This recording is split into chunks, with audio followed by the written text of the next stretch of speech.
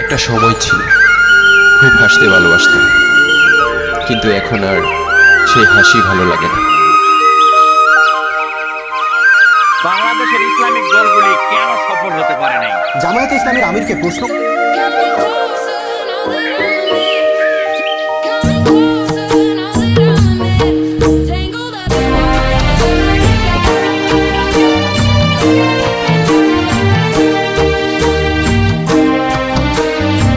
বুকে জড়িয়ে ধরলেই কি সবাই আপন হয়?